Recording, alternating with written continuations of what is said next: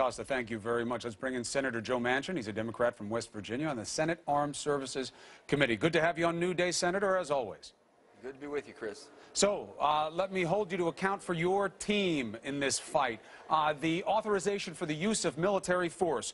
We'll put up a poll if we can. 78% of the people say Congress should give the president authority to use force against ISIS. That means only 21% say no. Your own party is pushing back against its president. Why?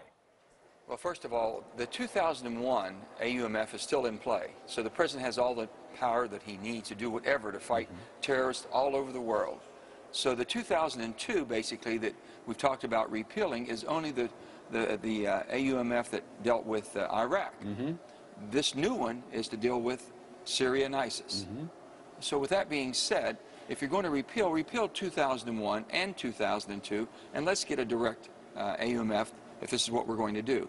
I don't believe it's needed. I really don't. I believe with 2001 in place, we have the ability, the president has the ability to fight terrorists any way, any shape, any form, any place in the world. But why resist at all? You're dealing with a new enemy. That's from 2001 when it was an entirely different war, you could argue. You could argue it isn't.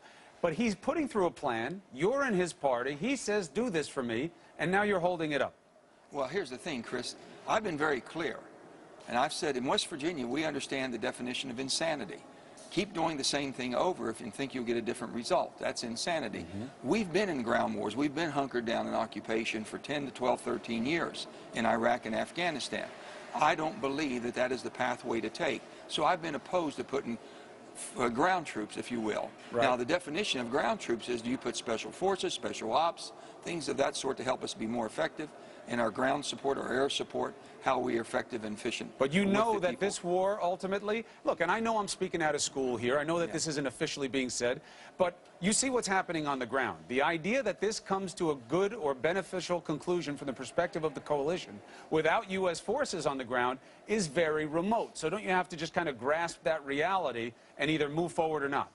Well, you also have to grasp the reality, Chris, that basically, do you think it'll be any different with ground people or ground forces, the United States ground forces, there in Syria than it was in Iraq and Afghanistan? And with that being said, if they're not willing to enter the fight, if they're not willing to fight and die for their country, the Arab leagues and the Arab nations around there, if the Saudis won't get involved, the Jordanians have shown they will. I heard this type of reply back from the Jordanians. Had one pilot, that horrific tragedy for that pilot, and look how they engaged. I said, wait a minute. Over 12 years, we've lost 6,600 Americans, lost their lives. Over $2.5 trillion of our treasury has been spent. The Americans have given everything we can. It's time for them to get involved. The Turks need to get involved. They all need to get involved. And basically, the only people we have willing to fight and are effective in fighting is the Kurds, the Peshmergas. They do a great job, and we should support those who want to fight and defend and secure our borders to keep them from coming here. All right. That's why it's important to have a Homeland Security funding bill. Okay, good. Good segue. Thank you for that, Senator. So now we go to that situation. Let's put up that poll if we can. If DHS shuts down, who deserves blame? Obama, 30%, GOP in Congress, 53%, both 13%. You know what? I think that poll is, of course, accurate, but I'm not going to go with it. And I'm going to say I'll blame your party as well, Senator, and here's why. Mitch McConnell, the leader, is giving you a good deal. He's saying, I'll break out immigration. I'll break it out. His party doesn't want to do that. You know they want to link the two. Sure. Should Democrats fly forward and make sure that this happens and not wait until the deadline? Don't play with DHS. I agree with you. We should not play with DHS. But you are playing with DHS, your party, not you, sir. Okay, I'm not, but the bottom line is I don't like these games being played here. I never have. I've been here for 4 years, and I think you've heard me speak out very openly and independently against. I'm an American. I put my country before my party, before my politics, and I'm going to continue to do that. We need to have a clean DHS, Department of Homeland Security funding bill. I've said that. Don't play politics with it. So now Mitch McConnell is going to pull that out separately. I appreciate that. I support that wholeheartedly. I also think that basically the repeal of the president's executive orders, there's been a court ruling now, a judge that has a temporary injunction. I agree that the president went over. He's overstepped his boundaries. You think the president of the United States executive orders were out of line? I do.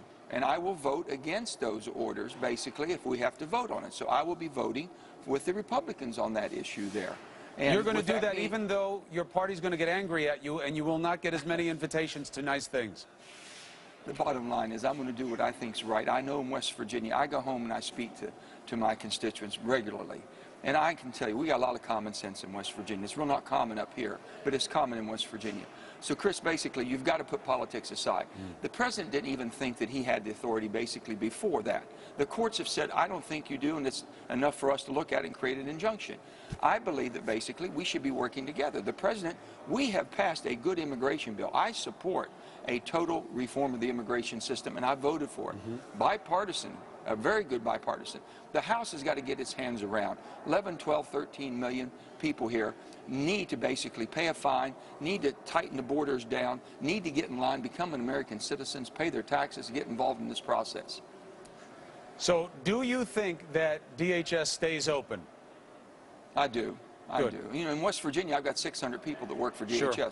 in my little state. First of all, 85 will be furloughed. That means no job.